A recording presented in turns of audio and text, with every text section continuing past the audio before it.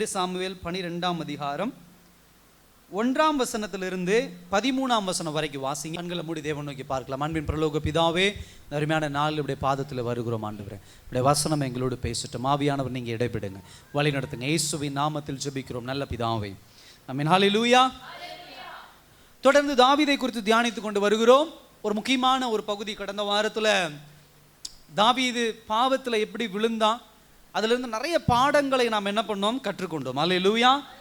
ரொம்ப அரிதான பல காரியங்களை நம்ம அதில் கற்றுக்கொண்டோம். இந்த வசனங்களில் ரொம்ப ஆழமாக நாம் தியானித்துட்டு வரோம். இவ்வளோ டீப்பாக இவ்வளோ சத்தியத்தை கர்த்தர் நமக்கு கொடுத்துட்ருக்கிறார். ஹல்லேலூயா.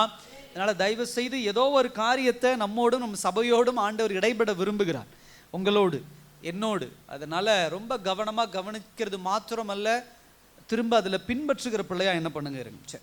இப்போ அடுத்த ஒரு விஷயம் என்னென்னா, இப்போ சம்பவம்லாம் நடந்துருச்சு. உரியாவுடைய மனைவி பத்சேபால இச்சையோடு பார்க்குறான். 2 பேத்துக்குள்ள ஒரு ரிலேஷன்ஷிப், ஒரு உறவு வந்துடுது.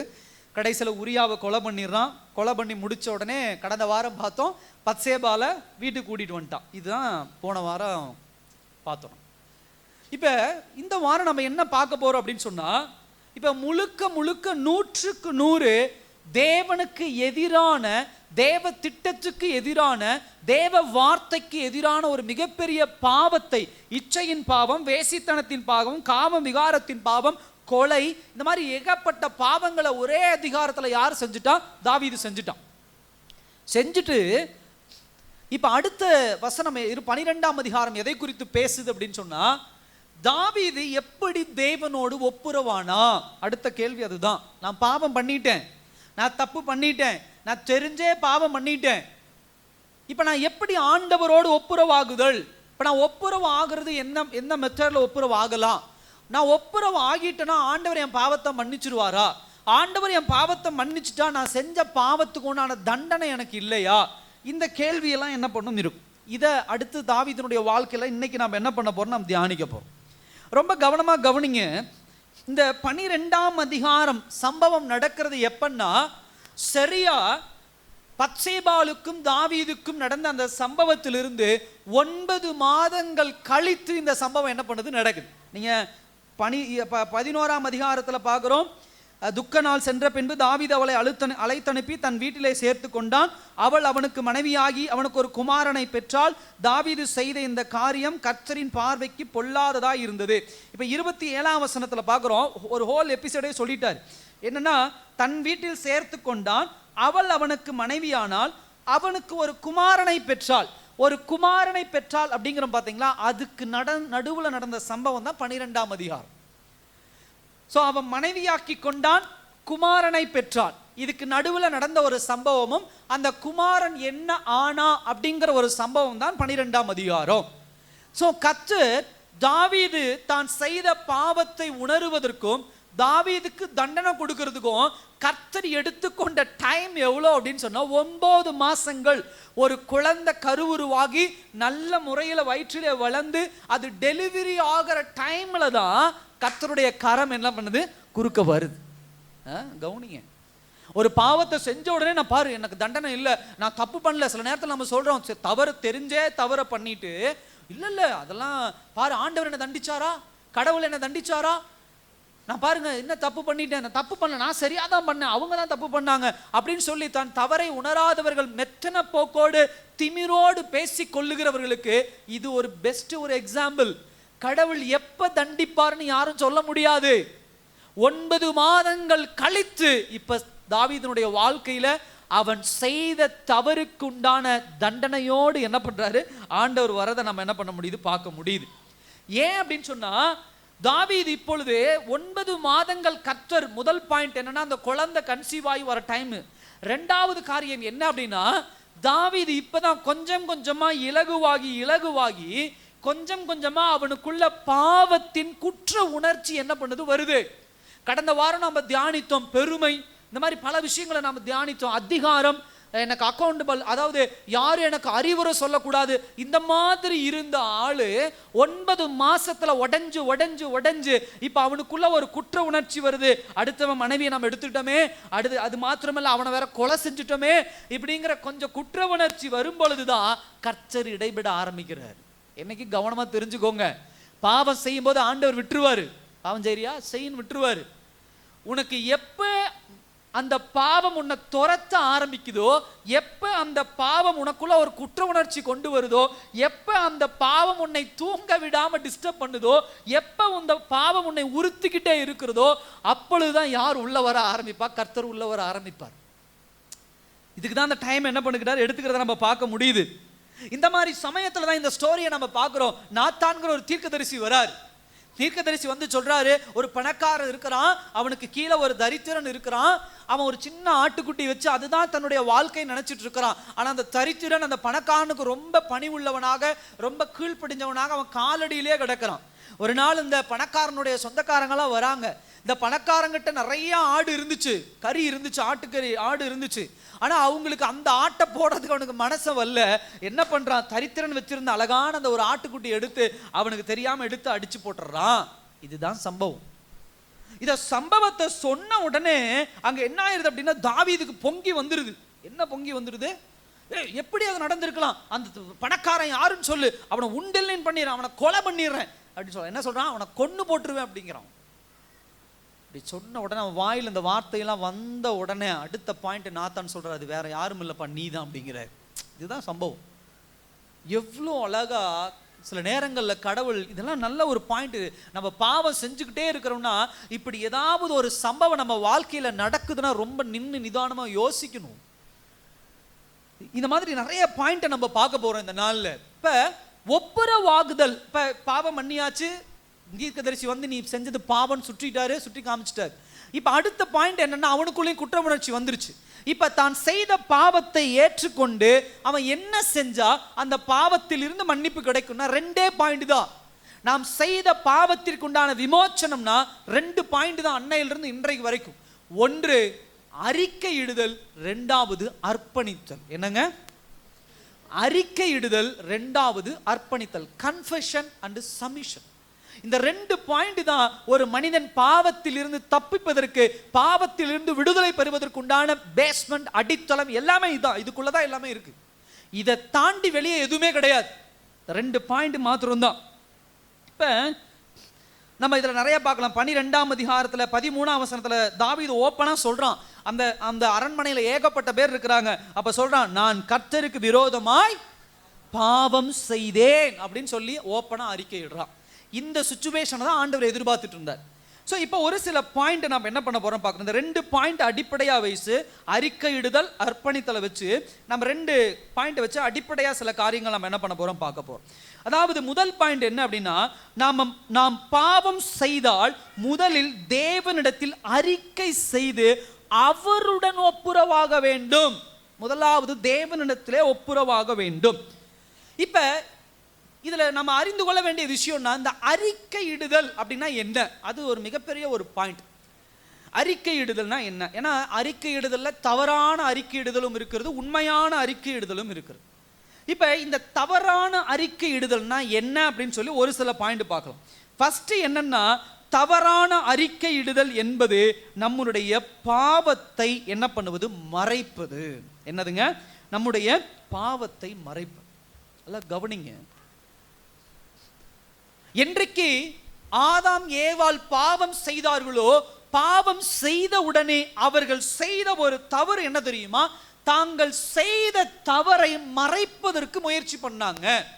என்ன முயற்சி பண்ணாங்க அப்படின்னு சொன்னா, அவர்கள் தாங்கள் செய்த பாவம் வெளிப்பட்ட உடனே தாங்கள் நிர்வாணிகளாய் இருக்கிறோம் என்பதை அறிந்து உடனே அந்த நிர்வாணத்தை எப்பொழுதும் மறைப்பதற்கு அத்தி இலைகளை பறித்து அதை தங்களுடைய உடலிலே என்ன பண்ணாங்க? ஆடையாக தைத்து கொண்டார்களோ, அப்பொழுதே அவங்களுக்குள்ள இருக்கக்கூடிய எண்ணம் என்னன்னா, நாம் செய்த தவறை மறைத்து விட வேண்டும். ஆண்டவர் வந்த உடனே, ஆண்டவர் எங்க இருக்கிறாய்ன்னு கேட்ட உடனே, ஆண்டவரே நாங்க பாவம் பண்ணிட்டோன்னு ஓடி வரல, போய் ஒளிந்து கொண்டார்கள். ஒளிந்து கொண்டு நாங்கள் நிர்வாணிகளாய் இருக்கிறோம் அப்படின்னு சொன்ன உடனே தான் ஆண்டவர் கேட்கிறாரு, பழத்தை சாப்பிட்டீங்களா? யார் உங்களை சாப்பிட சொன்னா? அப்படிதானே? கவனிச்சு பாருங்க. அப்ப ஹியூமன் டெண்டன்சி என்னன்னா, மனுஷனுடைய தன்மை என்னன்னா, எப்பொழுதுமே பாவத்தை செய்யும் போது அதை வெளிப்படையாக சொல்ல எந்த மனுஷனுக்கு மனசு வராது. முதல்ல அவன் செய்யற காரியம், தான் செஞ்ச தப்ப, தான் செஞ்ச பாவத்தை என்ன பண்ணணும், மறைக்கணும். நல்லா கவனிங்க, மறைக்கணும். இதுதான் ஃபர்ஸ்ட் ஒவ்வொருவருக்குள்ள இருக்கக்கூடிய ஒரு பாயிண்ட். அதுக்கு இந்த அத்தி இலைகளை போல என்ன பண்ணுகிறாங்க, சில பாயிண்ட் எடுத்துக்கிறாங்க. அதை ஒவ்வொன்றா உங்களுக்கு நான் சொல்றேன் பாருங்க. இந்த விஷயம்லாம் பாவத்தை மறைப்பதற்கு நாம் உபயோகப்படுத்துகிற ஒரு காரியம். ஃபர்ஸ்ட் விஷயம் என்னன்னா, ஏமாற்றுதல் மற்றும் பொய் சொல்லுதல். என்னங்க, இது ஒரு அத்தி இலைன்னு வச்சுக்கோங்க. ஆதாம் ஏவாள் தப்பு பண்ணி மறைச்சிக்கிட்டாங்க பார்த்தியா, அதில் ஒவ்வொரு அத்தி இலையா நான் ரிவீல் பண்ணுறேன், பார்த்துக்கோங்க. இது நமக்குள்ளே இருக்காங்கிறத நீங்கள் ஆராய்ந்துக்குங்க. ஆராய்ந்து இன்னைக்கு அறிக்கை இட்டுருங்க. ஃபர்ஸ்ட் என்னன்னா, ஃபர்ஸ்ட் அத்தி இலை என்ன அப்படின்னு சொன்னா, ஏமாற்றுதல் மற்றும் பொய் சொல்லுதல். பொய் முதல்ல வர பாயிண்ட் அதுதான். ஏமாற்றுறது ரெண்டாவது என்ன வந்து பொய் சொல்லுதல். எப்படியாவது தான் செய்த பாவத்தை மறைக்க வேண்டும் என்று சொல்லி, போன வாரம் நம்ம தியானித்தோம். உரியா அங்கிருந்து வந்த உடனே தாவீது என்ன பண்றான், உன் வீட்டுக்கு போ, உன் வீட்டுக்கு போ, உன் வீட்டுக்கு போன்னு தள்ளி தள்ளி விடுறான். ஏன் தள்ளி விடுறான் யோசிச்சிங்களா யாராவது? அவன் நான் வீட்டுக்கு போக மாட்டேன், நான் வீட்டுக்கு போக மாட்டேன், நான் இங்கே தான் தங்கியிருப்பேன், நான் இங்கே அரண்மனைக்கு படுத்திருப்பேன், சண்டைக்கு வந்துருவாங்க, நீ இல்லை வீட்டுக்கு போடா, வீட்டுக்கு போடா, வீட்டுக்கு போடா அப்படின்னு சொல்லி தள்ளி விட்டுக்கிட்டே இருக்கிறான். ரொம்ப நேரம் நடக்கும் அந்த யுத்தம். நம்ம பார்க்குறோம், அவனை தண்ணி போட வச்சு அவனுக்கு ட்ரிங்க்ஸை கொடுத்து போக வச்சு பார்ப்பான். அப்போ 9ஆம் வசனத்தில் பார்க்குறோம் 11:9, ஆனாலும் ஊரியா தன் வீட்டிற்கு போகாமல் ராஜ அரண்மனை வாசலில் தன் ஆண்டவனுடைய எல்லா சேவகரோடு என்ன பண்ணான், படுத்துக்கொண்டான். ஏன் ஏன் இப்படிப்பட்ட ஒரு காரியத்தை தாவீது செய்யறான? நல்லா கவனிங்க. தாவீதும் பத்சேபாலும் சேர்ந்து இருந்ததுனால பத்சேபாலுடைய வயிற்றுல குழந்தை உருவாயிருச்சு. இப்ப என்ன பண்றான் அப்படின்னா, இந்த குழந்தை உருவானது தான் குழந்தைன்னு வெளியே தெரிஞ்சிடக்கூடாது அப்படின்னு சொல்லி இப்ப யாரை வீட்டுக்கு அனுப்புறான், அவன் புருஷனை வீட்டுக்கு போ, நீ போ, உன் வீட்டுக்கு போ, உன் வீட்டுக்கு போங்கிறான். ஸோ இது என்ன ஒரு பிளான் அப்படின்னு சொன்னா, பொய் சொல்லுவதை போல ஏமாற்றான், ஒரு டிசப்ஷன்.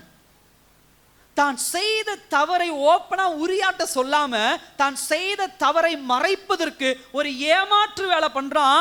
தன்னால் உருவான குழந்தைய உரியாவின் குழந்தைன்னு ஊர் நம்பணும்னு சொல்லி உரியாவை என்ன பண்றான், வீட்டுக்கு போடா, வீட்டுக்கு போடான்னு அடிச்சு அனுப்புறான்.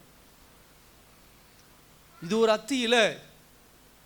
இன்னைக்கு சில நேரத்தில் நம்ம பொய்னாவே என்ன அர்த்தம்னா, நாம் செய்ததை மறைப்பது தான் பொய். லை அப்படின்னா அதுதான்.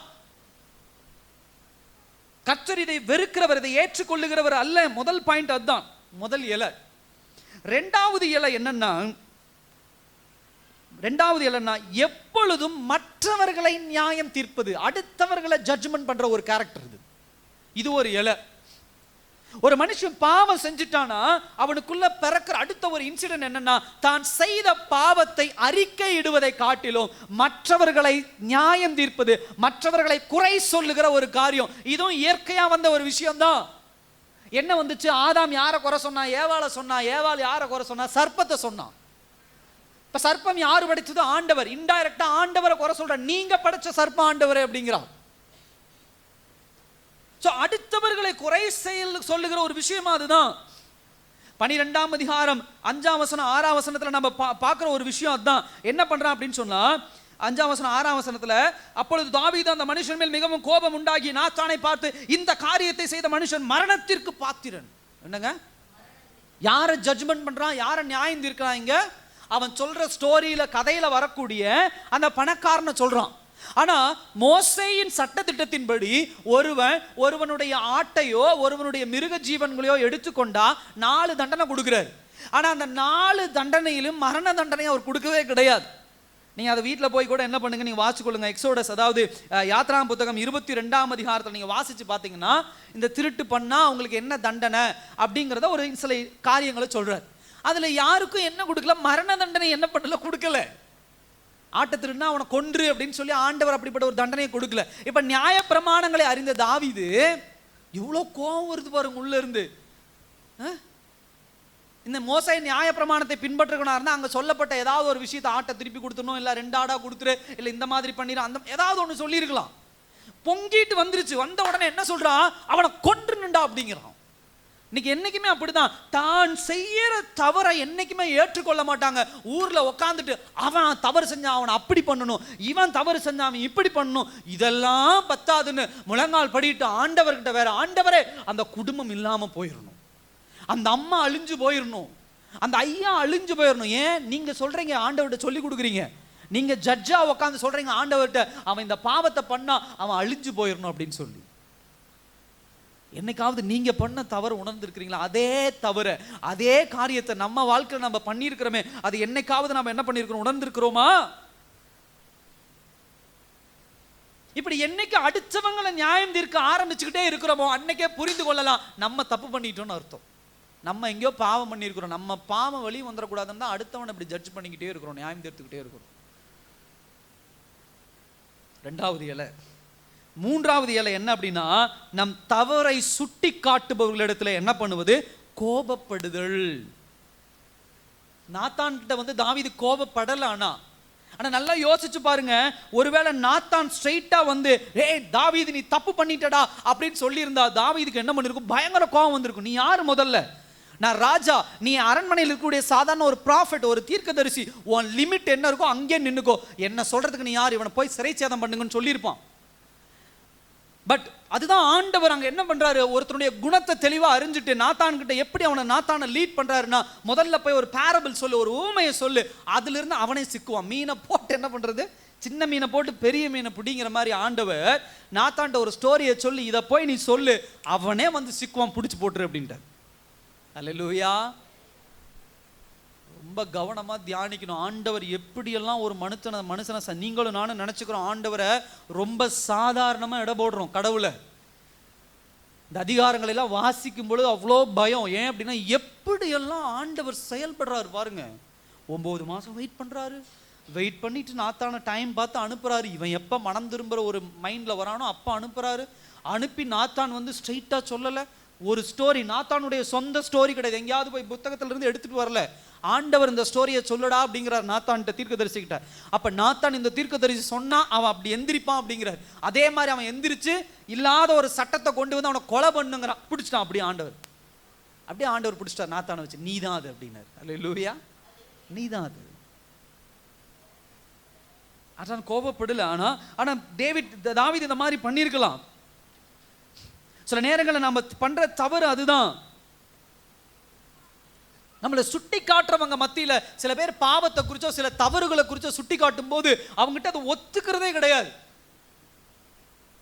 அதுக்கு பதிலா நான் செஞ்ச தவற, சரிங்க அப்படிங்களா, சரிங்க ஓகே நான் பார்க்குறேன், உட்காந்து ஆராய்ந்து நிதானித்து நம்ம தவறு பண்ணியிருக்கிறோமா தவறு பண்ணலையா அப்படிங்கிறத நிதானித்து அதுக்கப்புறம் நம்ம எந்த முடிவு எடுக்கிறது கிடையாது. உடனே அவங்க கிட்ட சண்டைக்கு போறது, நீ எப்படி என்ன குறை சொல்லலாம், நீ எப்படி என்ன பண்ணலாம், நீ யார் என்ன பேசுறதுக்கு.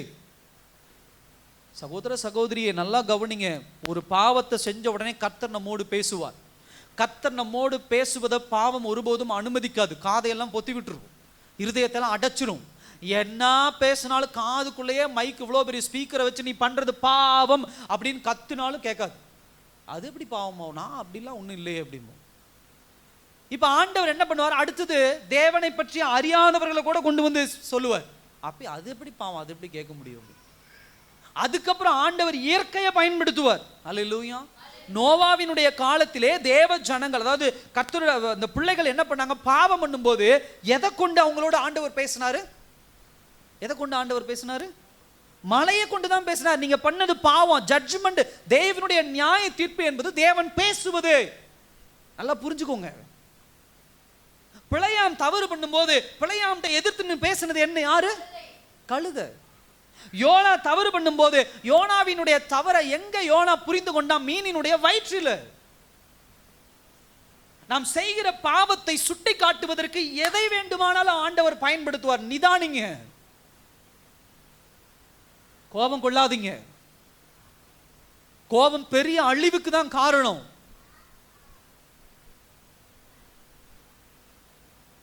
சுட்டி காட்டுபவர்களிடத்துல தவறுனா ஓகே, இது தப்பான இது சரியான விஷயமா, இது தவறான விஷயமா, கண்மூடித்தனமா சொல்றவங்க கிட்ட இது தவறுன்னு சொல்றவங்க கிட்ட சண்டை போடாதீங்க. ஒருவேளை அவங்க வேணும்னே அவங்ககிட்ட குறை சொல்றாங்களா, சரிங்க இருங்க, நான் அப்படியா நடந்திருக்கு, சரி நான் பாக்குறேங்க இருங்க.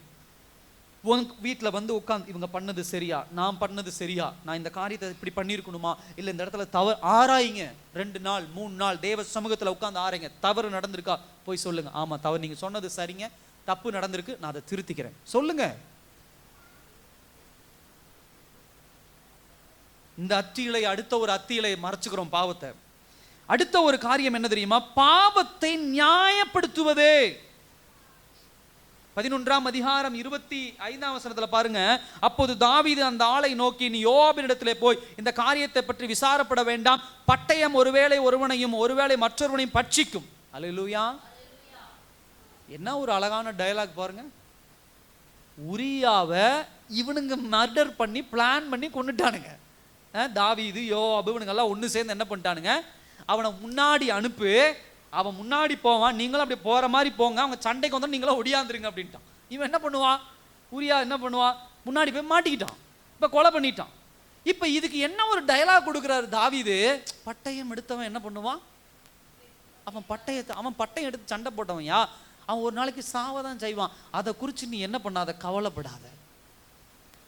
எவ்வளோ ஒரு அறிவு, எவ்வளோ ஒரு ஞானம்.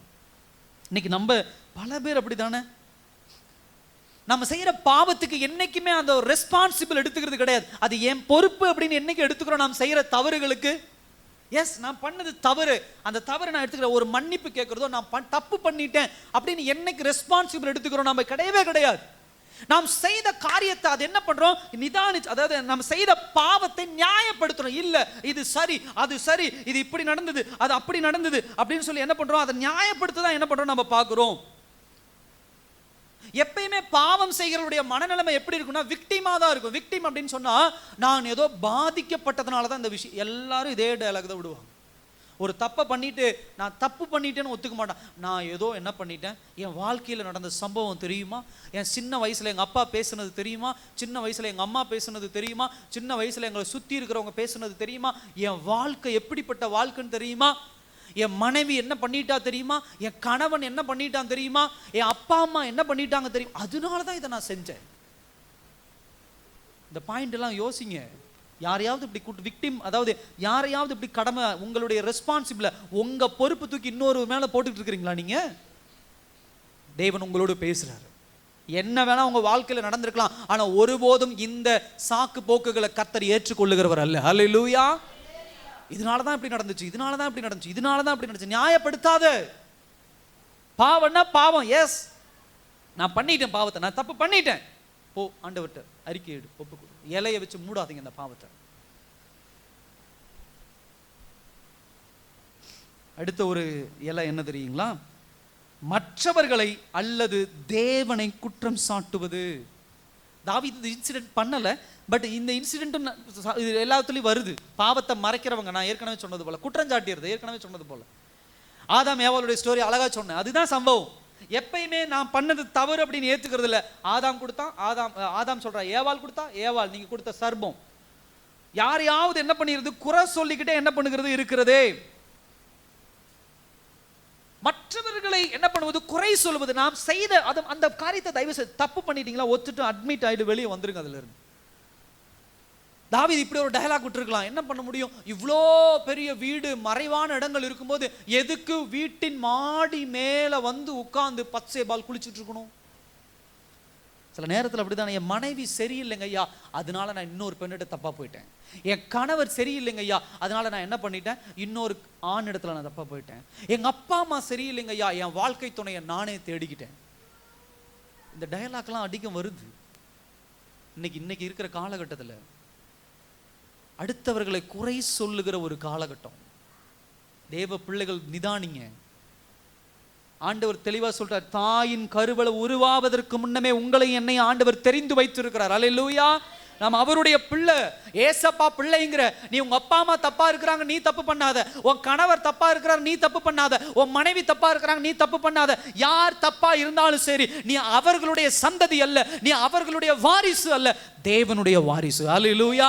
தேவன் நீதி உள்ளவர், தேவன் நியாயம் உள்ளவர், தேவன் பாவம் செய்யாதவர். அல்லேலூயா. அவரை குறை சொல்ல முடியாது. ஏசப்பா சரியில்லை அதனால தான் நான் இப்படி போனேன் சொல்ல முடியுமா?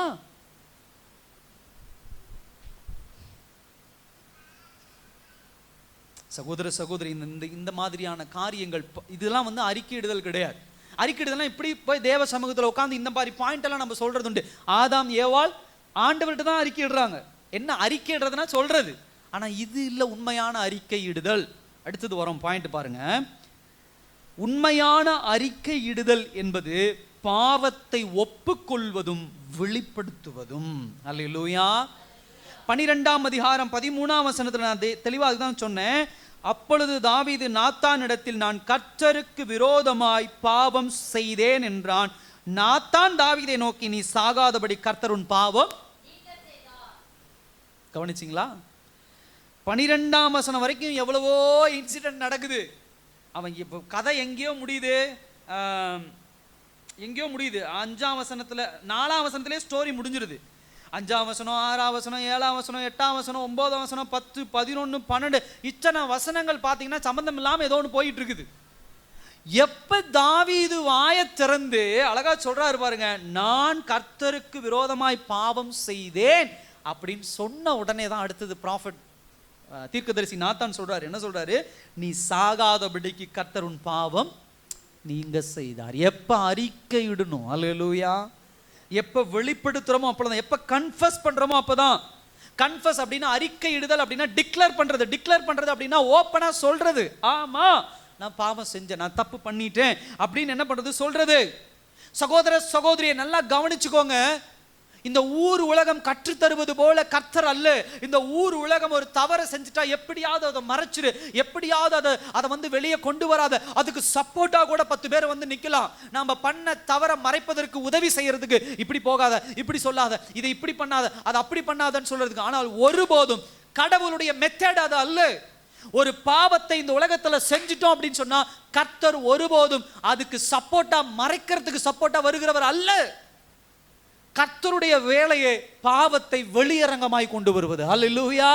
கஷ்டமா தான் இருக்கும்.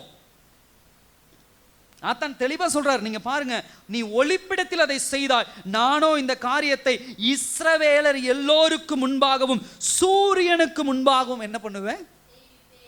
அல்லேலூயா. கர்த்தர் அப்படிதான். கர்த்தருடைய மெத்தட் அது கிடையாது. என்ன பண்றது? உண்மையான அறிக்கையிடுதல்னா என்ன? அதுக்கு ஒரு சில பாயிண்ட் நான் சொல்லிட்டு அடுத்த பாயிண்ட்டுக்கு நேரம் நான் கடந்து போறேன். பாவத்திற்கு முழுமையாக பொறுப்பு ஏற்றுக்கொள்வது ஃபர்ஸ்ட் பாயிண்ட். உண்மையான அறிக்கையிடுதல்னா அதுதான். அல்லேலூயா.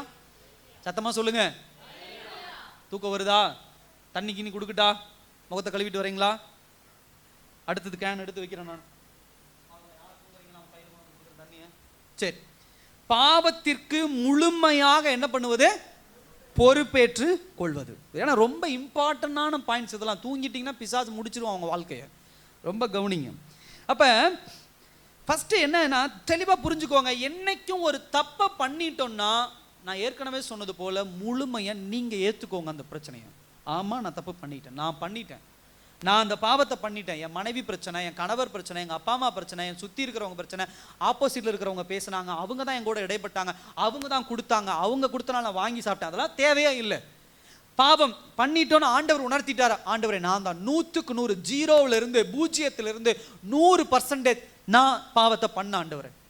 அவங்ககிட்ட இன்னொருத்தர்கிட்ட சொல்றீங்களா, நான் தப்பு பண்ணிட்டேங்க கணவர்கிட்ட, நான் தான், உங்க மேல நான் குறை சொல்லலை, யாரையுமே நான் குறை சொல்ல, இந்த சூழ்நிலை, இந்த சம்பவம் நான் தெரியாம பண்ணிட்டேன், என்னுடைய சூழ்நிலை, நான் என்ன பண்றது, இந்த டயலாக்க வேண்டாம்.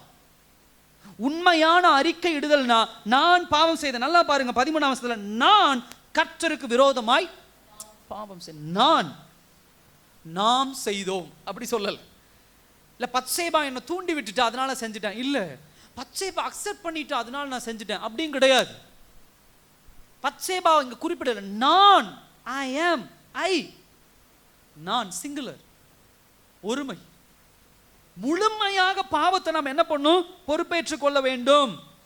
அதுக்குண்டான ரெஸ்பான்சிபிலிட்டி முழுமையா நம்ம என்ன பண்ணும்? எடுத்துக்கணும். முதல் பாயிண்ட் அது. ரெண்டாவது பாயிண்ட் என்ன அப்படின்னா, பாவத்தை குறித்து தேவனிடத்தில் முழுமையாக அர்ப்பணிக்க வேண்டும். 12ஆம் அதிகாரம் 9ஆம் வசனம் 10ஆம் வசனத்துல பார்க்கிறோம், கர்த்தருடைய பார்வைக்கு பொல்லாப்பான அந்த காரியத்தை செய்து அவருடைய வார்த்தை நீ அசட்டை பண்ணினது என்ன? ரொம்ப ரொம்ப ஒரு முக்கியமான ஒரு காரியம்.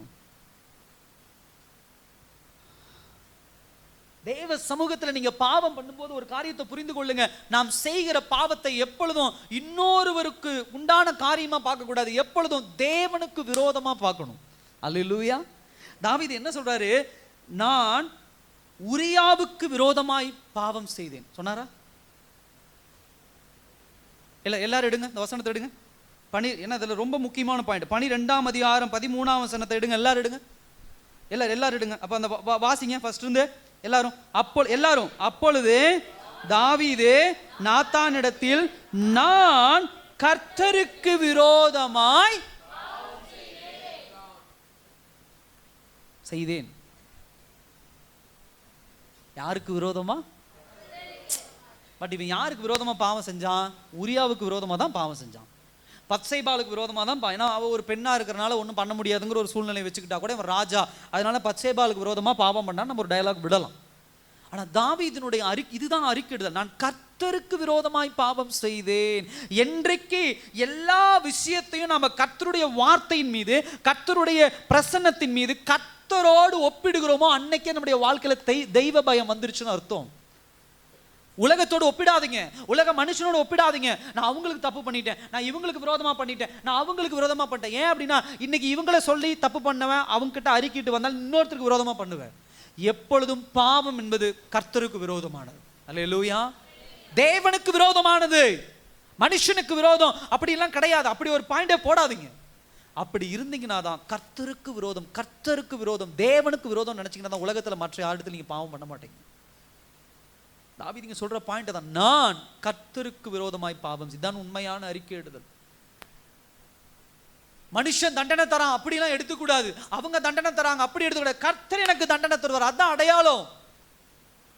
நீ எப்பொழுது உன் பாவத்தை கர்த்தரிடத்துல கொண்டு போய் கர்த்தருக்கு விரோதமாய் நான் பாவம் செய்தேன் என்று சொல்லி நாம் அறிக்கை இடுகிறோமோ அதுதான் உண்மையான பாவ அறிக்கையிடுதல். இன்னைக்கு சில ஒரு தப்பு பண்ணிடுவோம், திருடிடுவோம். நான் உங்ககிட்ட திருட இனிமே திருடவே மாட்டேன் அப்படின்றுவோம். அடுத்த நாள் பொய் சொல்லுவோம். அப்புறம் உடனே வந்து இனிமே பொய்யே சொல்ல மாட்டேன், அடுத்த நாள் ஏமாத்துவோம். இப்படியே ஒவ்வொரு பாவத்தையும் செஞ்சுக்கிட்டே இருப்போம். ஏன் அப்படின்னா நம்ம எப்படி பாயிண்ட் வச்சுக்கிறோம் அப்படின்னா இந்த பாவத்தை தனித்தனியா பிரித்து அவங்கவுங்களுக்கு ஆப்போசிட் டைரக்ஷன்ல வச்சுக்கிறோம். நம்ம இல்லை, கர்த்தருக்கு. ஏன்னா தேவன் மகா பெரியவர், மகா மேன்மையானவர். அவர் நினைச்சா எதையும் செய்ய முடியும், அவர் நினைச்சா என்ன வேணாலும் பண்ண முடியுங்கிற தெய்வ பயம் நமக்குள்ள இருந்தா பாவம் செய்வோமா? அல்லேலூயா. நம்மளை கொன்றுவாங்கன்னு தெரிஞ்சு சில விஷயங்கள் நமக்கு அறிஞ்சிருந்தா அந்த இடத்துல நம்ம போய் தப்பு தைரியமா பண்ணுவோமா? பண்ண மாட்டோம். காலிலே விழுந்துருவோம், எங்களை விட்டுருங்க. அடுத்தது, இரத்தத்தால் சுத்தமாய் பாவத்தை என்ன பண்ணுவது? கழுவுது. 12ஆம் அதிகாரம் 13ஆம் தானே சொல்றாரு, நான் கர்த்தருக்கு விரோதமாய் பாவம் செய்தேன், நீ சாகாதபடி கர்த்தர் உன் பாவம் நீங்க செய்தார் அப்படின்னா கழுவினார். அதாவது ரத்தத்தால் சுத்தமர கழுவுதல் அப்படிங்கிற ஒரு பாயிண்ட் ஏன் இங்க நான் பாயிண்ட் மென்ஷன் பண்றேன் அப்படின்னு சொன்னா, நாம் உண்மையாக பாவத்தை அறிக்கையிடும் போது என்ன நடக்குங்கிறது அந்த பாயிண்டை புரிஞ்சுக்கணும்.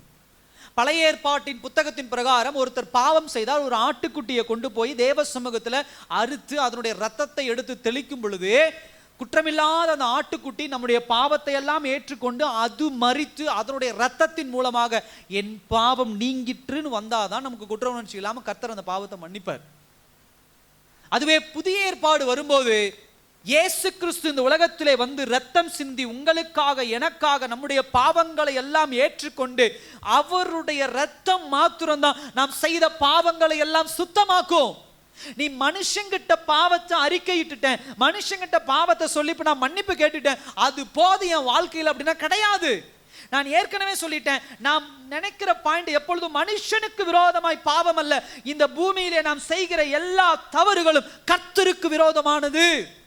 கர்த்தருக்கு விரோதமானது அப்படின்னு சொன்னா நீ முதல்ல கர்த்தரிடத்துல ஒப்புரவாகணும். நீ கர்த்தரிடத்துல என்ன பண்ண? சமரசமாகணும். கர்த்தரிடத்துல ஒப்பு கொடுத்தலோடு போகணும், அறிக்கை இடணும். அதுக்கு ஒரே ஒரு காரியம், இயேசு கிறிஸ்துவின் ரத்தம் மாத்திரம்தான் கர்த்தருக்கும் நமக்கும் உண்டான விரோதத்தை சுத்தமர கழுவும். அல்லேலூயா. வேற எதுவும் கழுகாது. என்ன பண்ணாலும் சரி, 1000 பேருக்கு சாப்பாடு வாங்கி கொடுத்தேன், அவங்களுக்கு உதவி பண்ண, இவங்களுக்கு உதவி பண்ண, நான் செஞ்ச பாவத்தை எல்லாம் கழிச்சு விட்டு போறேன், முடியவே முடியாது. இல்ல கடைசி நாட்கள்ல அவங்க பாதத்துல விழுந்து நான் மன்னிப்பு கேட்டு இனிமே அந்த தப்பு பண்ண மாட்டாங்க ஐயா, தெரியாம ஒரு 50 வருஷத்துக்கு முன்னாடி உங்ககிட்ட பாவம் பண்ணிட்டேன், நான் அப்படி மன்னிப்பு கேட்டுட்டேன், என் பாவத்தை ஆண்டவன் மன்னிச்சிருவான், கடவுள் அதெல்லாம் கிடையவே கிடையாது. அல்லேலூயா. கர்த்தர் இயேசு கிறிஸ்துவின் மீது நம்பிக்கை வைக்கணும், அவ்வளவுதான். இயேசு கிறிஸ்துவ வச்சு கன்ஃபஸ் பண்ணணும். ஏன்னா அவர் மாத்திரம்தான் உங்களுடைய பாவத்தையும் என்னுடைய பாவத்தையும் சுத்திகரிக்கக்கூடிய ஒரு காரியத்தை சிலுவையில செய்துவிட்டு போயிருக்கிறாரு. அவர் மாத்திரம்தான் உங்களுடைய பாவத்தையும் என்னுடைய பாவத்தையும் அவர் தலைமையில ஏற்றுக்கொண்டிருக்கிறார். அவர் மாத்திரம்தான். அப்ப அதன் வழியாக தான் நமக்கு ரட்சிப்பு, அதன் வழியாக தான் நம்முடைய பாவம் சுத்தமர கழுவும், அதன் வழியாக தான் கர்த்தருக்கு பிதாவுக்கும் நமக்கும் உண்டான விரோதம் நம்மை விட்டு என்ன பண்ணும், எடுத்து போடும். ஸோ இதெல்லாம் அறிக்கையிடுதல். பட் நிறைய உபதேசங்கள் அறிக்கையிடுதலோடு நின்று போகிறது. நல்லா கவனிங்க, நிறைய உபதேசங்கள் என்ன பண்ணுது, அறிக்கையிடுதலோடு நின்று போயிடுச்சு. அறிக்கையிட்டுட்டா பிரச்சனை முடிஞ்சு. இன்னைக்கு உபதேசங்கள் அப்படிதான், கிருபையின் உபதேசங்கள். அறிக்கையிட்டுட்டியா, பாவத்தை அறிக்கையிட்டுட்டியா, ஆண்டவர் மன்னிச்சிட்டார், போ அடுத்த பாவத்தை போய் செஞ்சுட்டு வா. அடுத்த பாவத்தை அடுத்த ஒரு பாவ மன்னிப்பு கேளு. அறிக்கையிட்டுட்டியா, போ அடுத்த பாவத்தை செஞ்சுட்டு வா. நீ எவ்வளவு தப்பு பண்ணாலும் ஆண்டவர் உன்னை மன்னிப்பார். ஒருத்தர் அப்படிதான் சொல்றாரு. நீ குடிச்சிட்டு சர்ச்சுக்கு வா, குடிச்சிட்டு சர்ச்சுக்குள்ள வந்து ஆண்டவர் என்ன மன்னிங்க, ஆண்டவர் உன்னை மன்னிச்சு உடனே அபிஷேகம் பண்ணி ஆண்டவர் உன்னை என்ன பண்ணுவார், அப்படியே தூக்கி ஆண்டவர் திட்டத்தை வச்சு உன்னை கொண்டு போய் வழி நடத்திடுவார். வெளியே போய் மறுபடியும் பாவம் பண்ணு. வாரத்தில் 7 நாட்கள் 6 நாள் பாவம் பண்ணி 7வது நாள் வந்து ஆண்டவர்கிட்ட மன்னிப்புகள் மன்னிச்சுடுறது. இன்னும் சில கூட்டம் என்ன பண்ணுவாங்க, 30 நாள் பாவம் பண்ணு, முதல் ஞாயிற்றுக்கிழமை வந்து மன்னிப்பு கேட்டு திருவிருந்து எடுத்துட்டீங்கன்னா எல்லா பாவமும் கழுவிடும். அப்படி ஒரு கூட்டம், அப்படி ஒரு இது இருக்கிறாங்க. இல்லை,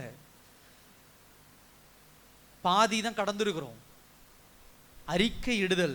அடுத்த ஒரு பாயிண்ட், 2வது பாயிண்ட் என்ன, நாம் பாவம் செய்து திரும்ப தேவனோடு ஒப்புரவாகுதல் என்பது தேவன் எடுக்கும் எல்லா முடிவுகளுக்கும் முழுமையாக அர்ப்பணிக்க வேண்டும். அல்லேலூயா. அர்ப்பணித்தல், அறிக்கை இடுதல். அடுத்தது சமிஷன். அர்ப்பணித்தல் அப்படின்னு சொன்னா ஆண்டவர் சமூகத்தில் என்ன அர்ப்பணிச்சுட்டுக்கன்னு இப்படி மூழுங்காலில் விழுகிறது இல்லை.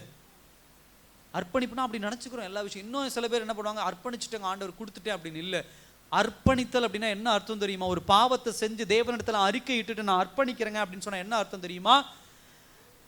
இனிமேல் இந்த பாவத்திற்கு உண்டான எல்லா முடிவுகள் ஆண்டவர் என்னென்ன எடுக்கிறாரோ அதுக்கு எல்லாம் நான் என்ன பண்றேன், கீழ்ப்படுகிறேன். ஹல்லேலூயா, ஆமென். ஏன்னா பாவம் செஞ்சுட்டா மன்னிப்பு உண்டு, ஆனா அதுக்கு உண்டான கான்சிக்வன்ஸ், விளைவுகள் கண்டிப்பா உண்டு. நீ பாவம் செஞ்சுக்கிட்டே இருக்கிற, ஆண்டவர் என்ன மன்னிச்சுக்கிட்டே இருக்கிறார் அப்படி கிடையாது. மன்னிக்கிறார், நான் இல்லைன்னு சொல்லல. ஆனால் நாம் செஞ்ச பாவத்துக்கு உண்டான விமோச்சனத்தை இந்த பூமியில அனுபவிச்சுட்டு தான் போகணும். உலக ஜனங்களுக்கு அந்த ஒரு டயலாக் முக்கில் நின்று பேசிட்டு அவங்க செஞ்ச பாவத்துக்கெல்லாம் அவங்க அனுபவிப்பாங்க. நீங்கள் நான் செஞ்ச பாவத்துக்கு தான் ஆண்டவர்கிட்ட போய் மன்னிப்பு கேட்டு வந்துடுறேன்ல, கிருபை இருக்குது இல்லை. நான் ஏமாத்துவேன், நான் வட்டி கொடுவேன், நான் இச்சையாக பார்ப்பேன், நான் சினிமா பார்ப்பேன், நான் அந்த மாதிரி பேசுவேன், கெட்ட வார்த்தை பேசுவேன், எல்லாமே நான் பண்ணுவேன். ஆனால் ஆப்போசிட் சைடில் பண்ணுறவங்க அந்த அதே தப்பெல்லாம் பண்ணிக்கிட்டு இருப்பாங்க. அவங்களுக்கெல்லாம் உண்மையாக நரகம் தாங்க, அவங்களுக்கெல்லாம் உண்மையாக அழிவு தாங்க. சார் நீங்கள் எல்லாமே பண்ணீங்களே சார். இல்லை, நான் ஞாயிற்றுக்கிழமை போய் மன்னிப்பு கேட்டுருவேன், என்ன பண்ணிடுவேன். அப்போ ஆண்டவர் எல்லாமே மன்னிச்சுருவாருங்க, எனக்கு தண்டனையே கிடையாது. அல்லேலூயா. இப்படி ஒரு கூட்டம் ஊருக்குள்ளே சுற்றிட்டு இருக்குது. அந்த கூட்டத்தோடு சேர்ந்துடாதீங்க. எப்போ பார்த்தாலும் இந்த பாவ மன்னிப்பு குறிச்சே பேசி தப்பு பண்ணு, நீ பாவம் கிடையவே கிடையாது. அதுக்கப்புறம் சில பாயிண்ட் உண்டு. ஆண்டவர் நம்ம பாவத்தை முழுமையாக மன்னிக்கிறார், ஆனா ஒருபோதும் அதனுடைய விளைவுகளை அளிக்கிற தெய்வம் அல்ல. ஏன் அப்படின்னு சொன்னா தேவன் யாருங்க, நீதி உள்ளவர். ஹல்லேலூயா, சத்தமா சொல்லுங்க. தேவன் யாரு, நீதி உள்ளவர், நியாயாதிபதி அவர். நீதி அப்படின்னு சொன்னா ஒருத்தருக்கு என்ன செய்யறோமோ அதுதான் எல்லாருக்கும். அல்லேலூயா. அதான் நீதினா அதான, ஒரு ரைச்சஸ்னஸ்னா அதான. ஒரு குடும்பத்தில் 2 பிள்ளைங்க இருக்கிறாங்கன்னா 2 பிள்ளைகளுக்கு சமமாக கொடுக்கறது தான் நீதி. ஒரு பிள்ளைக்கு அதிகமாக, ஒரு பிள்ளைக்கு கம்மியாக, இல்லை ஒரு பிள்ளைக்கு எல்லாத்தையும் கொடுத்துட்டு ஒரு பிள்ளைய விடுறது அப்படி இல்லை. இப்படி அதே போல வெளியே அப்படிதான். நீதினா அதுதான். அதான் அநீதி நடந்துருச்சு, அநியாயம் பண்ணிட்டாங்க, என்னை ஏமாத்திட்டாங்க, அதெல்லாம் டயலாக் விடுறோம் பார்த்தீங்களா. இதுக்கெல்லாம் என்ன பேரு? கர்த்தர் அப்படி கிடையாது. இந்த உலக மனுஷனை போல அப்படியே நல்லவன் மாதிரியே அப்படி இருந்துட்டு நான் நீதி உள்ளவன், நான் பரிசுத்தவான், நான் பரிசுத்தவான், அப்படி இல்லை. இந்த டயலாக் விடுறவர் கர்த்தவர் இல்லை. கர்த்தர் நீதி உள்ளவர். தப்பு பண்ண அவனுக்கு தண்டனை, அவ்வளவுதான். உன்னை மன்னிச்சுட்டேன் இல்லை நான் சொல்லல, ஆனா நீ பண்ண பாவத்துக்கு உண்டான தண்டனை உண்டு, அதுல எந்த மாற்றமும் கிடையாது. ஏன்னா அவர் நீதி உள்ளவர். என்ன பாஸ்டர் பாவம் நடந்துச்சு, நல்லா கவனிச்சு பாருங்க. 2 சாமுவேல் 12ஆம் அதிகாரம் வரைக்கும் தாவீதுக்கு பிரச்சனைகள் இருந்துச்சு, நான் இல்லைன்னு சொல்லல. ஆனா எல்லா பிரச்சனைகளும் எப்படிப்பட்ட பிரச்சனைகளா இருந்துச்சு அப்படின்னா, மற்ற தேசத்தோடு பிரச்சனை, மற்ற ஆட்களோடு சண்டை, இப்படிதான் இருந்துச்சு. குடும்பத்துக்குள்ள தாவீதுக்கு என்ன கிடையாது? பிரச்சனை. இன்சிடென்ட், பிறந்த குழந்தை செத்து போச்சு. அல்லேலூயா. அது என்ன பாஸ்டர், ஒரு குழந்தை செத்து போச்சு, அதெல்லாம் இன்னும் 5-6 பெத்துக்கலாம், அப்படி ஒரு டயலாக் வரும். தாவீது எவ்வளவு நேசிச்சிருந்தா பத்சேபால திருமணம் பண்ணி அவ புருஷனை கொலை பண்ணி அந்த பிள்ளைய பெற்றெடுக்க முயற்சி பண்ணியிருப்பான். எவ்வளவு அன்பு வச்சிருப்பான். சாகிறதான விஷயம்னு நினைக்கிறீங்களா? தாவீது எவ்வளவு கஷ்டப்பட்டிருப்பான் தெரியுமா? நீங்களும் நானும் இங்கே உட்காந்து அந்த டயலாக் விட்டு அடுத்த குழந்தைய பார்த்துக்கலாமே, சாலமோன் வந்துட்டான், அவனை ஆண்டவர் இதை ஆக்கிட்டாரு அப்படி. நல்லா கவனிச்சு பாருங்க. 2 சாமுவேல் 12ஆம் அதிகாரத்திற்கு பிறகு தாவீதுக்கு வந்த பிரச்சனைகள் எல்லாம் அவங்க பிள்ளைகளால வந்த பிரச்சனை தான். அல்லேலூயா. என்னென்ன பிரச்சனை வந்துச்சு தெரியுமா? அடுக்கி சொல்றேன், கேட்டுக்கோங்க. முதல் பிரச்சனை, குழந்தை செத்து போச்சு. 2வது பிரச்சனை, அவனுக்கு ஒரு 4-5 மனைவிகள் இருந்தாங்க. அதுல ஒரு மனைவியினுடைய பொண்ணை இன்னொரு மனைவியினுடைய பையன் கெடுத்துருவான். இது எவ்வளவு மோசமான ஒரு காரியம். அண்ணன் தங்கச்சிய இது எப்படி மனசு ஏத்துக்கும்? 2வது சம்பவம். 3வது சம்பவம், எந்த ஒரு பெண்ணை கெடுத்தான் பார்த்தீங்களா, இன்னொரு மனைவி பையன் வந்து இன்னொரு மனைவியினுடைய பொண்ணை கெடுத்தான். அவளுடைய அண்ணன் அப்சலோம், அவன் என்ன பண்ணுவான் அப்படின்னு சொன்னா, இந்த கெடுத்தவனை கொண்டு போட்டுருவான். அதாவது சொந்த தம்பியவே கொண்டு போட்டுருவான். தங்கச்சியை கெடுத்த தம்பி என்ன பண்ணிடுவான், எவ்வளோ அப்படியே பிச்சு போட்ட மாதிரி போது பாருங்க, கொண்டுருவான். இந்த இன்சிடென்ட். இதுக்கப்புறம் என்ன நடந்துச்சு தெரியுமா? பெத்த அப்பனுடைய ராஜ்ய பாரத்தை பிடுங்கிட்டு அடிச்சு என்ன பண்ணுவான், ஊரை விட்டு துரத்துனது மாத்திரமல்ல, துரத்துல ஓடி போயிடுவான் தாவீது பயந்து. யாருக்கு? பெத்த மகனுக்காக பயந்து ஓடிடுவான். ஓடி காட்டுக்குள்ள போய் ஒளிஞ்சிருப்பான். அதுக்கப்புறம் நடந்த விஷயம் என்ன தெரியுமா?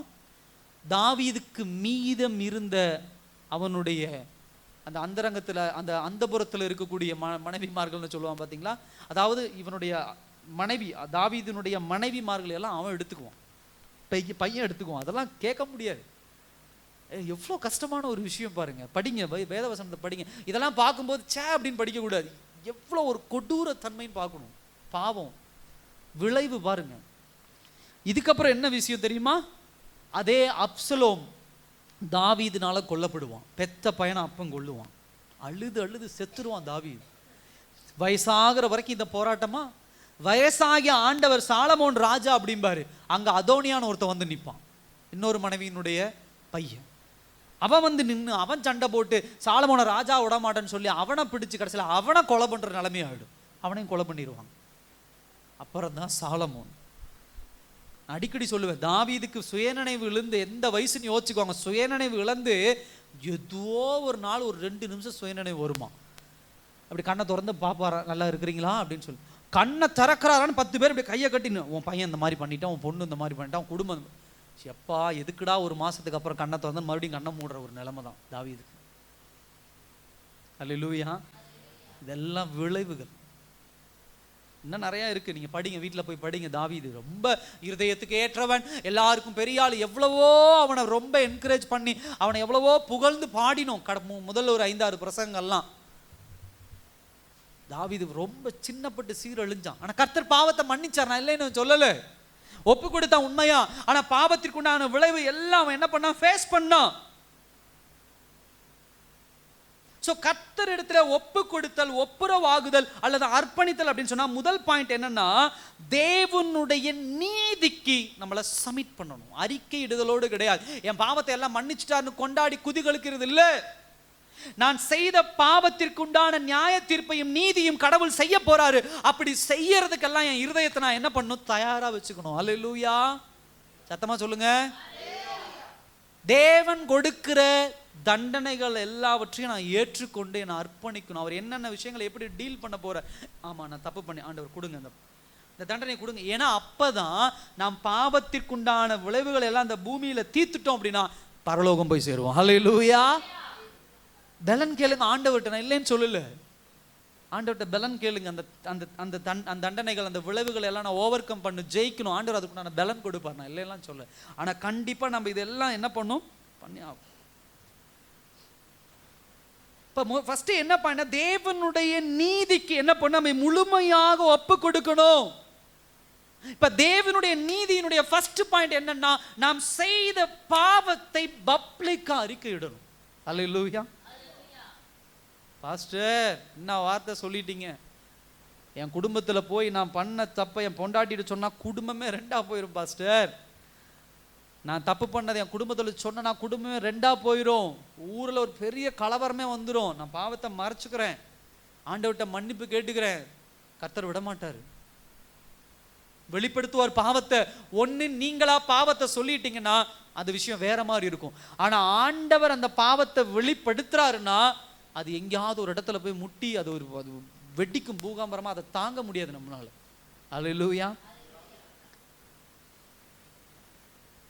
வெடிச்சு தாங்க முடியாது. தேவனுடைய நீதி அதுதான். நீ நம்மளா கோர்ட்ல, இன்னைக்கு உலக வழக்கமே இப்படிதான். ஒரு தப்பு பண்ணிட்டு போய் கோர்ட்ல சரண்டர் ஆனா அவங்கள டீல் பண்றது வேற மாதிரி டீல் பண்ணுவாங்க. அவங்ககிட்ட சரண்டர் ஆக மாட்டேன், நான் அங்க ஓடி ஒளிஞ்சுப்பேன், இங்க ஓடி ஒளிஞ்சு பண்ணா முதல்ல பிடிச்சி என்ன பண்ணுவாங்க, ஒரு நியூஸ் வரும், கீழே விழுந்து கை உடைந்தது. என்ன வரும் பார்த்துருக்கீங்களா? எத்தனை பேர் கேள்விப்பட்டிருக்கீங்க அந்த மாதிரி?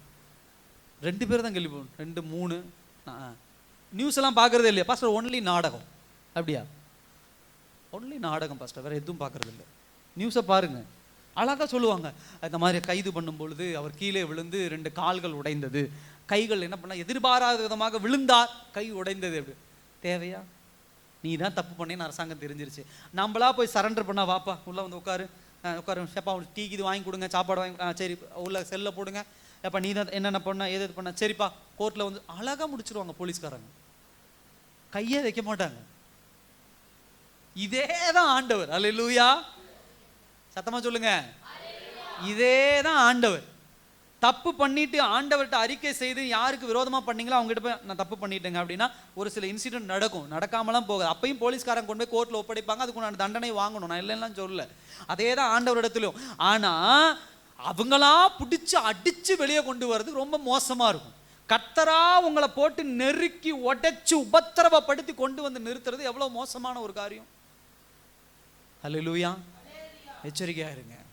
தேவனுடைய நீதிக்கு முழுமையா என்ன பண்ணுங்க, ஒப்பு கொடுங்க. நான் அடிக்கடி சொல்றது அதான், தேவன் ஒருபோதும் பாவத்தை மறைக்க சப்போர்ட் பண்றவர் கிடையாது. ஆண்டவர் என் பாவத்தை எல்லாம் அன்னைக்கு மறைச்சிட்டார், 30 வருஷம் ஆச்சு, ஆண்டவர்கிட்ட ஜெபிச்சேன், என் கணவருக்கு நான் செஞ்ச பாவமே தெரியல. என் மனைவி அது பெருமையா பேசிட்டு இருக்கிறீங்களா? 30 வருஷம் தான் ஆச்சு, இன்னும் இருக்குது உங்க ஆயுசு நாட்கள். அல்லேலூயா. உங்க வாழ்க்கை இன்னும் இருக்கு. கர்த்தர் வெளிப்படுத்தாம விட மாட்டாரு. அப்படி ஒருவேளை மறைஞ்சு அப்படியே நான் மரித்து போகும்போது என்னோட புதைக்கப்பட்டது அந்த ரகசியங்கள்லாம் பரலோகத்துல கணக்கு சொல்லணும். நீங்க அறிக்கை இடலின்னு அர்த்தம். அதுக்கு பேரு ஒப்பு கொடுத்து ஒப்புரவாகலின்னு என்ன பண்ணுது, அறிக்கை. ஏன் அப்படின்னு சொன்னா, கர்த்தர் எப்பொழுதும் தன்னை எப்படி வெளிப்படுத்த விரும்புகிறார் என்று சொன்னால் பரிசுத்தவானாய் வெளிப்படுத்த விரும்புகிறார். ஹல்லேலூயா. கடவுள்னா பரிசுத்தமானவர், அவரிடத்துல அழுக்கு கிடையாது.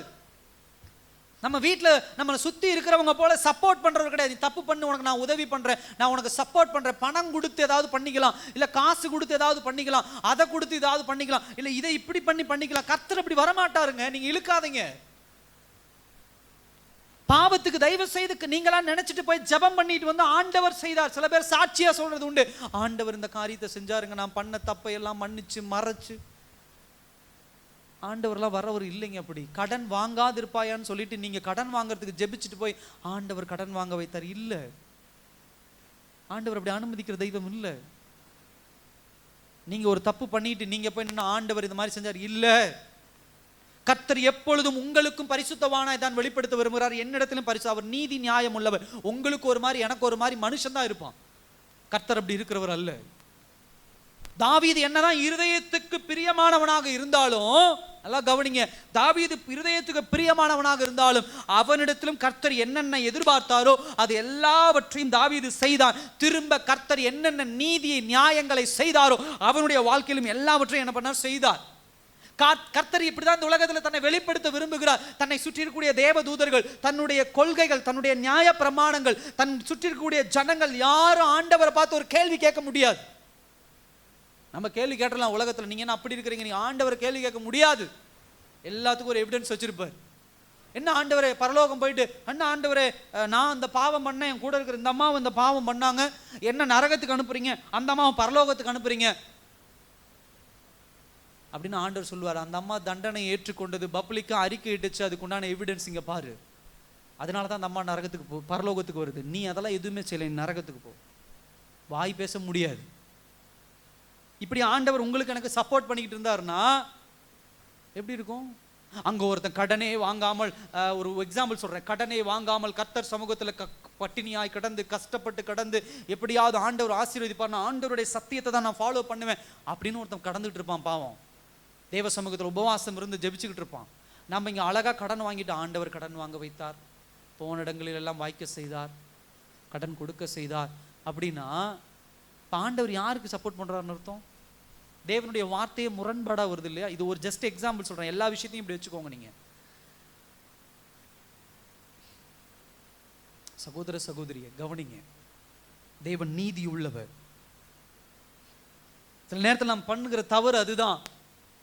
சில நேரத்தில் இன்னொரு அழகா ஒரு கோட் பண்ணுவோம், என்ன அப்படின்னா, எல்லா உபத்திரவங்களும் பாவத்தினுடைய விளைவுன்னு ஒரு டயலாக் விடுவோம், அதுவும் தப்பு. எல்லா உபத்திரவங்களும் பாவத்தினுடைய விளைவு அப்படின்னு ஒரு கோட் பண்ணுவோம், அதுவும் தப்பு. அதே சமயத்தில் எல்லா உபத்திரவங்களும் பாவத்தினுடைய விளைவுன்னு சொல்ல முடியாது, ரெண்டுமே தப்பு. சில பேர் உபத்திரம் தெரியும், எனக்கு நம்ம கஷ்டப்படுன்னு எனக்கு தெரியும், அந்த அம்மா வேதனைப்படுன்னு தெரியும், இங்கே உட்காந்து டயலாக் பேசிட்டு இருப்போம், அந்த அம்மாவுடைய உபத்திரம் வேறையா இருக்கும். சில பேர் சொல்லுவோம், பாவம் அவங்க ரொம்ப நல்லவங்க தெரியுமா, அவங்க எவ்வளோ ஆண்டவருக்கு உண்மை உள்ள பரிசுத்தவான் தெரியுமா, எப்படி ஆலயத்தில் வந்து எப்படி ஆராதிப்பாங்க தெரியுமா, அவங்க எப்படி அவங்க பேச்சிலேயே, சில பேரை பார்க்க அப்படியே பேச்சிலேயே அவ்வளோ பரிசுத்தவானா தெரியுங்க. அவங்க அப்படியே வேத வசனங்களை பேசும்போது, அப்படியே சில பேர்த்திட்ட பேசும்போது அப்படிதான் நாமெல்லாம் கொடூர பாவி மாதிரி தான் பேசுவோம். அல்லேலூயா, சத்தமா சொல்லுங்க அல்லேலூயா. எத்தனை பேர் அந்த மாதிரி ஆளுகள் டீல் பண்ணியிருக்கோம்? உங்கள்கிட்ட எல்லாம் பேசும்போது அவன் பேசி முடிச்சதுக்கு அப்புறம், ஐயோ இவ்வளோ கொடூர பாவியா, நம்ம நரகம், நரகத்துக்கு கீழே ஒரு நரகம், கீழ் நகரம், கீழ் கீழ் கீழ் நரகம். எப்படி தப்பு பண்ணி யோனா வந்து கடலுக்குள்ள, போட்டுக்குள்ள, அதுக்கப்புறம் கடலுக்குள்ள, அதுக்கப்புறம் மீனின் வயிற்றுக்குள்ள அப்படின்னு அப்படி கீழே போய்கிட்டே இருந்தானோ, அது மாதிரி நரகத்தில் கூட நமக்கு அனுமதி இல்லைங்க. அதுக்கு கீழான நரகம், அதுக்கு கீழான நகரம், அதுக்கு கீழான நரகம். இங்கே தான் நமக்கு அனுமதி. சில பேர் அப்படி பேசுவான், அப்படிலாம் இல்லை. கர்த்தர் சரியாக நீதி நியாயத்தை தீர்மானிக்கிறவர். கடைசி ஒரு காரியத்தை சொல்லி நம்ம முடிக்க விரும்புகிறேன். விதைப்பதையே அறுக்க முடியும் என்னும் தேவ நியாய பிரமாணத்திற்கு நம்ம என்ன பண்ண வேண்டும்? அர்ப்பணிக்க வேண்டும். அல்லேலூயா. ஒருவர் எடுத்து வாசிங்க, கலாத்தியர் 6ஆம் அதிகாரம் 7ஆம் வசனம் 8ஆம் வசனத்தை வாசிங்க. கலாத்தியர் 6ஆம் அதிகாரம் 7ஆம் வசனம் 8ஆம் வசனம்.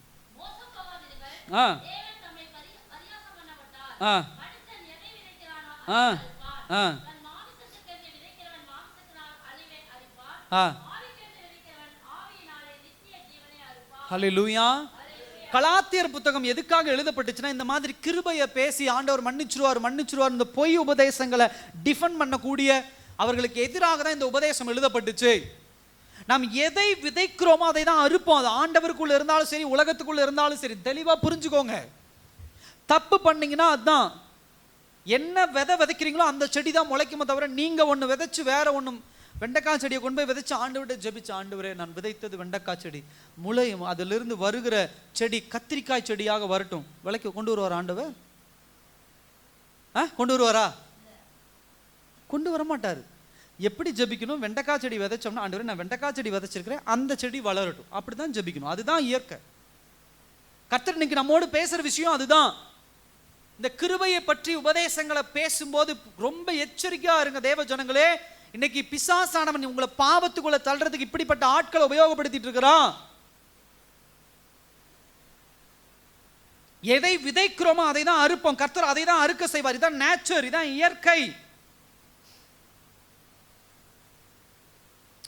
பாவம் பண்ணிட்டோம், பாவம் பண்ணோம்னா ஆண்டவர் சந்திக்கிறோம். முதல்ல அறிக்கை இடணும், என்னென்ன பாயிண்ட்னு பார்த்தோம். அடுத்தது அர்ப்பணிக்கணும். அர்ப்பணித்தல் அப்படின்னு சொன்னா, நான் செய்த பாவத்திற்கு தேவன் இனி என்னென்ன தண்டனைகள் கொடுக்க போறாரோ, அதை எப்படி டீல் பண்றாரோ, அதுல எந்த ஒரு முறுமுறுப்பு இல்லாம, அதுல எந்த ஒரு எதிர்ப்பும் இல்லாமல் அனைத்தையும் நான் அர்ப்பணிக்கிறேன்னு சொல்லி அர்ப்பணிக்கிற பிள்ளைகளா என்ன பண்ணும் இருக்கணும். தாவீது அதை தான் செஞ்சான். நாத்தான் வந்து சொன்னான், அவன் பிள்ளை செத்துருவான்ப்பா அப்படின்னார். அப்படியா, சரின்னு சொல்லிட்டு போய் என்ன பண்ணா, நல்லா பாருங்க 15ஆம் வசனத்தில், அப்போது கர்த்தர் உரியாவின் மனைவியை தாவீதுக்கு பெற்ற ஆண் பிள்ளை அடித்தார், அது வியாதிப்பட்டு கேவலமாக இருந்தது, அப்பொழுது தாவீது அந்த பிள்ளைக்காக தேவனிடத்தில் பிரார்த்தனை பண்ணி உபவாசித்து உள்ளே போய் ராமுழுதும் தரையில் கிடந்தோம். பிரார்த்தனை தான் பண்றான், தேவனிடத்தில் ஜெபிக்க தான் போறான். ஆண்டவரே ஏன் இப்படி பண்ணீங்க, எதுக்காக பண்ணீங்க? ஆண்டவரே எப்படியாவது காப்பாத்துங்கப்பா, எப்படியாவது காப்பாத்துங்க, எப்படியாவது. எல்லாரும் போய் சொல்றாங்க இல்லை. கடைசியில் அந்த பிள்ளை செத்து போச்சு, எல்லாரும் பேசிக்கிறாங்க. தாவீது கேட்குறான், என்னாச்சு? அந்த பிள்ளை இறந்துருச்சா? சரி, விட்டுட்டு வந்து திரும்ப ஆண்டவருக்குள்ள தான் இருந்தான். நான் பண்ண பாவத்திற்கு உண்டான தண்டனை ஆண்டவர் கொடுத்துட்டார்.